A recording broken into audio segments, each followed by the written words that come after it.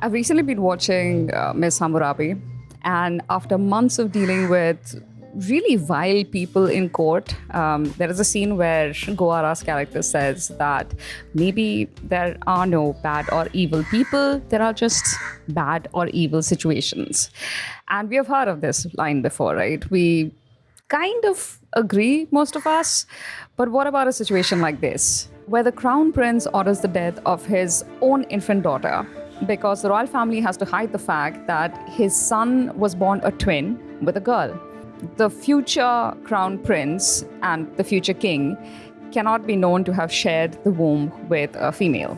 Now, maybe my modern sensibilities are impairing my objectivity here, but I strongly feel that a decision like this is evil, and the one making this decision is also evil, no matter what compelling reasons they tell themselves they have. Now, much later in the drama, the young princess, after having escaped death and not knowing her own identity, comes back to the palace as a maid, and she incidentally meets her father and is very impressed by how kind and educated and well-spoken the man is. And it's supposed to be a kind of a bonding scene between the father who doesn't know that he's speaking to his own daughter and the daughter who doesn't know that this man is her father. And the entire time I'm thinking that this is the man, when ordered by the king to murder his own child for the crime of being a girl, gave in. Of what value is his education, of his grand knowledge of Confucianism?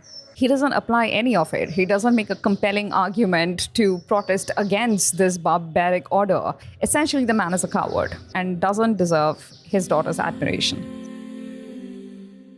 I suppose right off the bat, you can tell that I got really emotionally invested in this drama. The first two episodes of The King's Affection is kind of glorious. My expectations were subverted several times, and they hooked me into the story really quickly. And there are three subversions that I want to talk about in this video.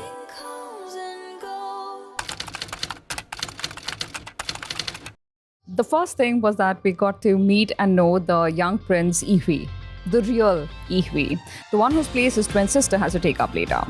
And he's such a sweet, clever, and considerate boy that when his inevitable end comes, I'm left kind of devastated.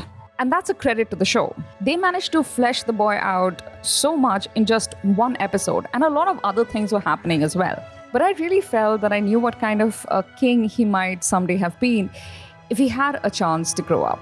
And this was surprising. It was kind of a subversion, because it would have been very easy to show that his sister taking his place was a good thing, that she was actually the better choice to be a king. It's what a lot of stories that champion the competence of women have ended up doing in the last decade, albeit in a well-intentioned way. Instead of treating women as humans who are as fallible and brilliant as men, we kept having stories that show smart women overthrowing incompetent men, and happily ever after is had by all.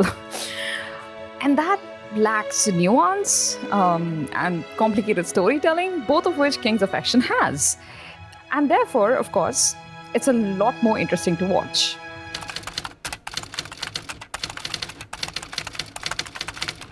The next subversion was the queen, the mother of the twins. I was expecting something different. Reading the synopsis of the drama before it started airing, I thought this was going to be a power-hungry queen whose one child dies, and she brings out the daughter from the hidden closet somewhere and makes her pretend to be the king because she wants to protect her own place as the queen mother.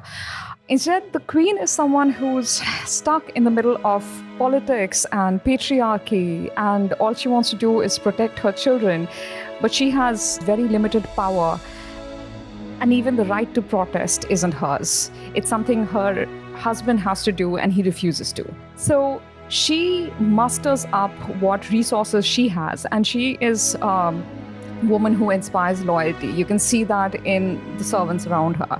She is someone who can get people to help her carry out what essentially tantamounts to treason, because she's saving her daughter's life against the orders of the king. And She gets her servants to help her do this and get her child out of the palace and hidden away for a pretty long time. And then much later, she has to suffer through the death of one of her children. And even then, she is clear-headed and she is so focused on protecting everyone she can, not just her own children, but everyone, like including her servants. This is the kind of ruler you want in power. If she had the power that her husband had, she would not have just meekly accepted the order of the king. She would have protested. She would have fought back. And again, I was not expecting this character to be fleshed out so much in the span of just a couple of episodes. But it was kind of absorbing to watch her fight from within the net that she was trapped in, but keep fighting with everything she had.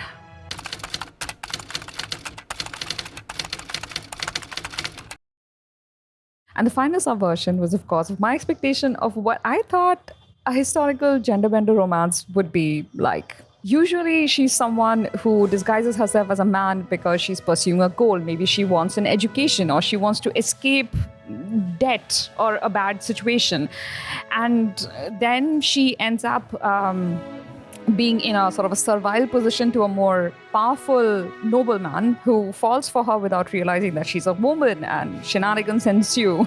Instead, you have a princess growing up amidst her enemies, pretending to be her brother and surviving a toxic male environment where she has to prove herself more clever, more ruthless than her male cousins and uncles, just so she can keep her position in like a dominance hierarchy, as well as keep herself above suspicion. Her character has been molded by her environment and she has become Yi-hwi.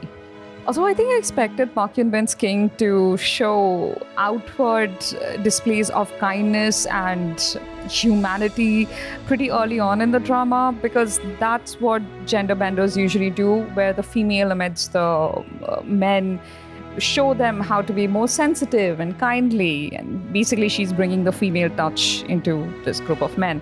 That's how these stories usually go. Instead, this female king, she goes around hunting stags and killing snakes, and generally being a very standoffish and grumpy prince. There is no softness in her behavior, which of course makes me really excited about next week's episodes, because that's when Park Eun-bin's hard-to-please prince meets Rowoon's sensitive scholar. Should be fun. In conclusion, I'm really enjoying this drama. This is how I like my fusion sagas. High stakes, quietly subverting my expectations, and face masks in the Joseon era. Seems legit. Come meet me by the river, under the willow tree. I love you, gold and silver. Come sit a while with me.